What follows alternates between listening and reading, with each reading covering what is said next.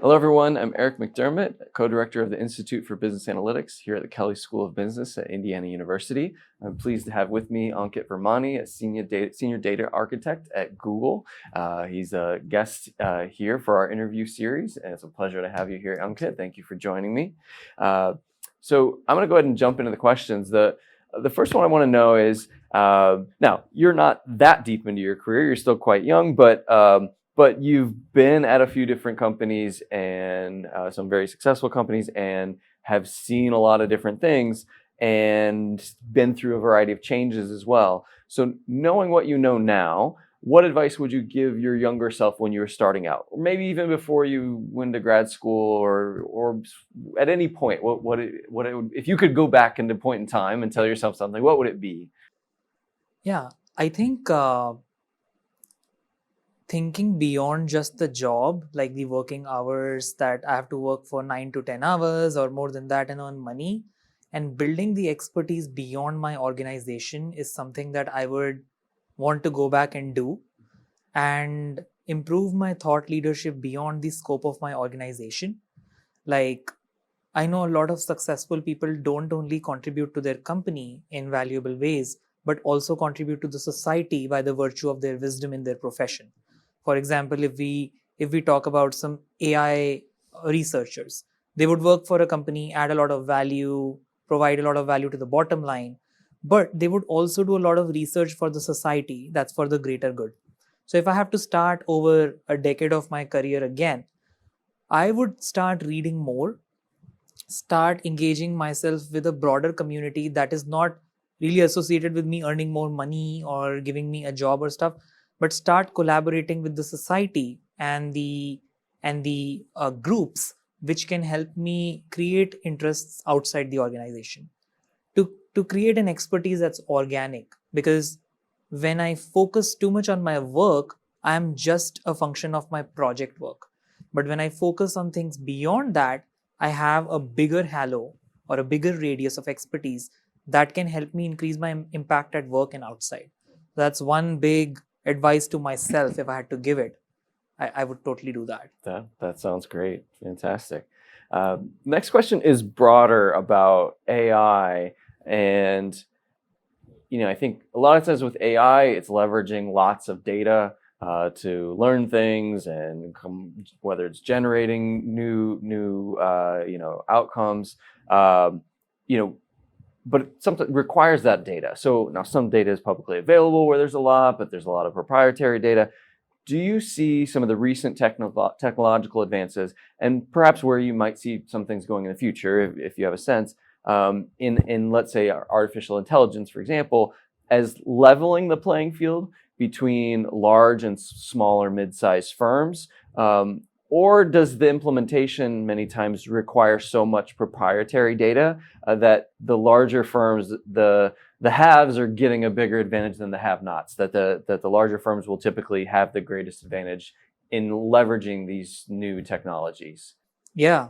So I think the since data is the new oil that we keep talking about, firms that have more high quality data are at an advantage in comparison to firms that don't.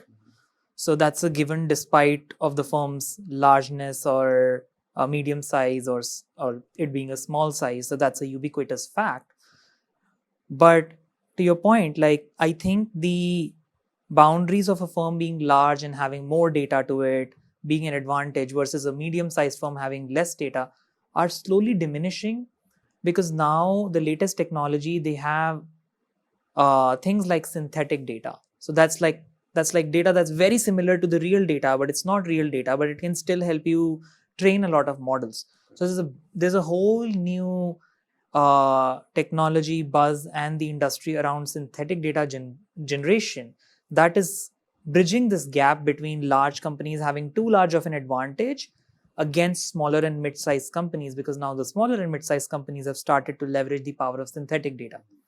So there is some advantage because there's a catching up to do, and then trying to figure out whether the synthetic data is good enough like real data. But once companies have started proving that out, the efficacy of those proof of concepts, these gaps are slowly bridging now. Right. Seems like it could even diminish some of the value of the proprietary Sure. data, because relative to that, it's not Yeah. as exclusive and not as Exactly. valuable. That's interesting. And- If it is proven to be as Exactly. And then when you declare that it's synthetic data, you don't have to worry about too much of privacy. PII, PHI, and stuff, because all that data is synthetic. Right. So companies are slowly starting to realize the importance of that, and that's how this gap is slowly bridging. Yeah. Yeah, fantastic. Well, now there's a lot of terminology and things that I'm sure that you use in everyday language that 95 to 99% of the population would have no idea what you're talking about. Yeah. But what, in broad terms, would you say is least understood by the general public about in terms of AI, right? In terms, like, maybe what people think, or what they don't understand, or what they don't see, or what they fear and maybe they shouldn't fear, or maybe what they rightly fear, etc. Yeah. So Yeah, there are some terms that are very popular, but their meanings are misunderstood broadly. One is, for example, ethical AI. We keep talking about ethics in AI, ethical use of AI, but a lot of people that I talk to, when I ask them this question, like, what do you mean about ethical AI? They'll be like, oh, we should use AI ethically. So basically just transposing a few words, and that's the literary meaning to that term. So we know that. But when you scratch the surface and you dive deeper into the ocean of ethical AI, it has so many components. One is the data that you train it on should be secure.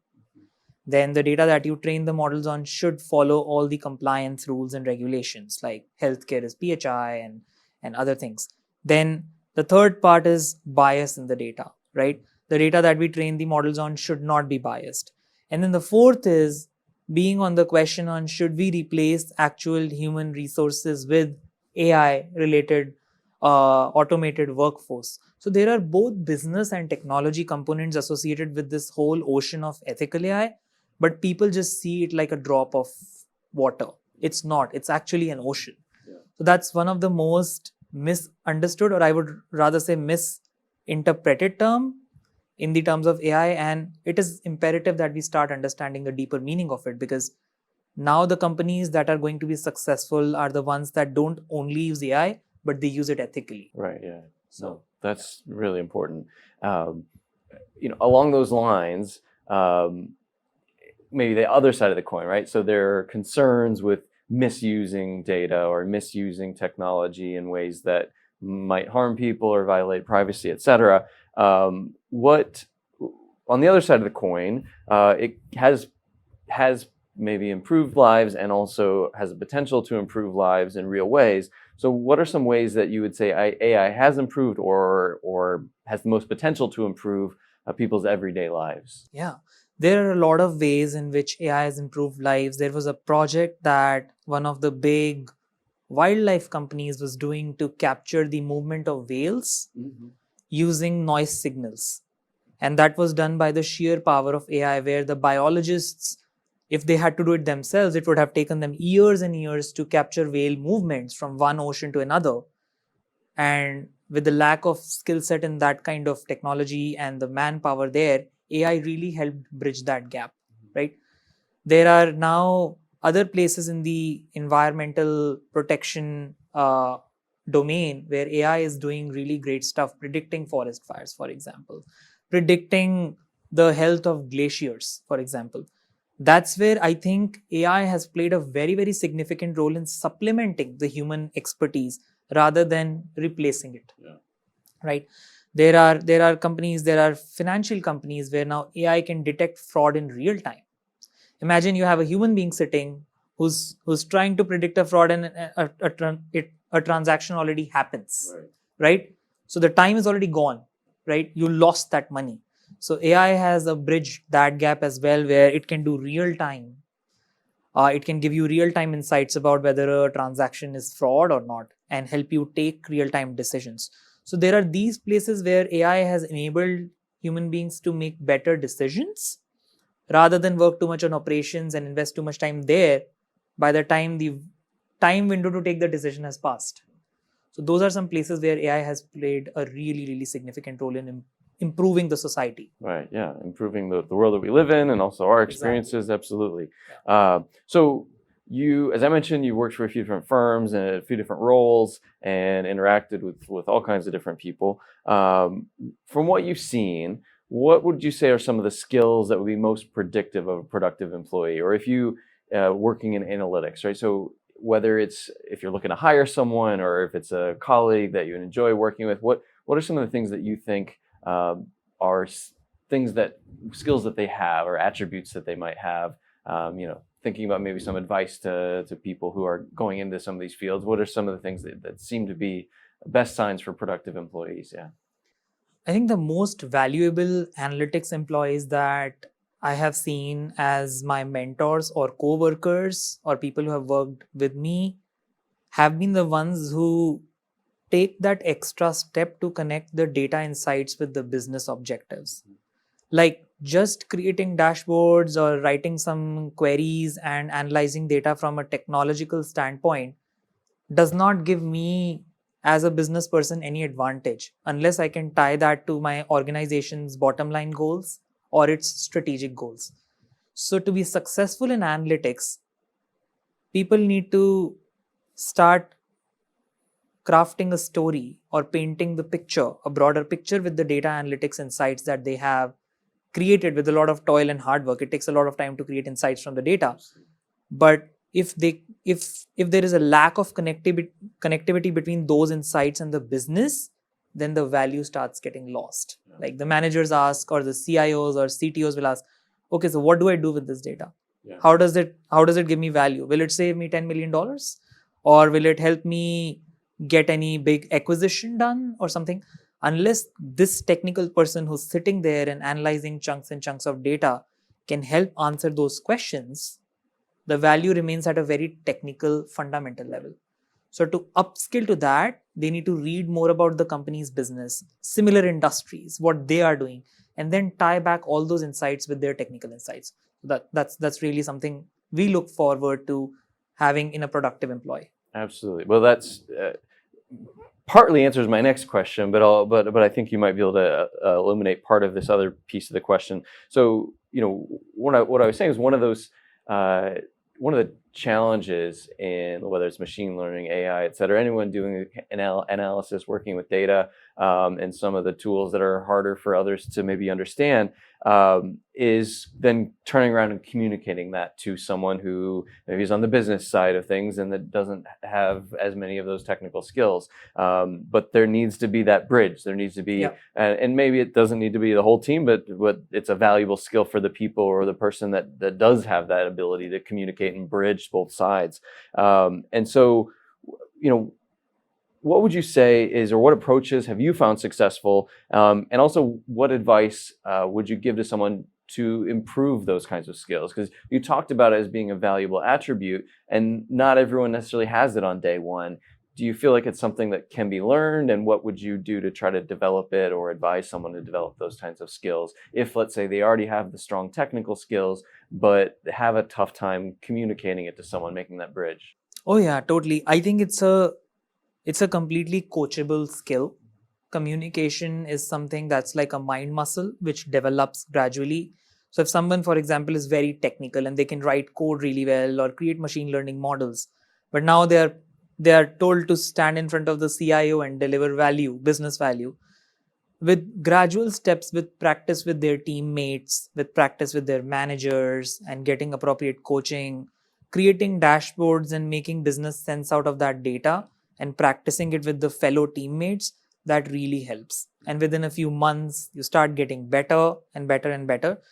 And some tangible feedback on that, like my manager used to give me, was stay away from explaining the code to the leadership. Start focusing on how what you've done adds value to their time, money, efficiency, and business objectives. So it's a pivot or it's a shift in the mindset that comes with gradual practice. So preparing slides, presenting them to your friends or the other team members, preparing visualizations and trying to craft stories out of the data and practicing them before you go to the C-suite that really, really helps. Yeah, what your supervisor cares about and what your colleague cares about and what the CEO cares about are different things, Exactly. and for very good reasons. And Yeah. so that those are all different skills to develop. Well, fantastic. Well, I just want to thank you so much for your time, Ankit. Again, this is Ankit Virmani, Senior Data Architect at Google. We're thrilled to have him here in person at our Jellison Studios at Kelly. Again, this is Eric McDermott for our interview series for the Institute for Business Analytics here at Kelly. Thank you so much. Thank you.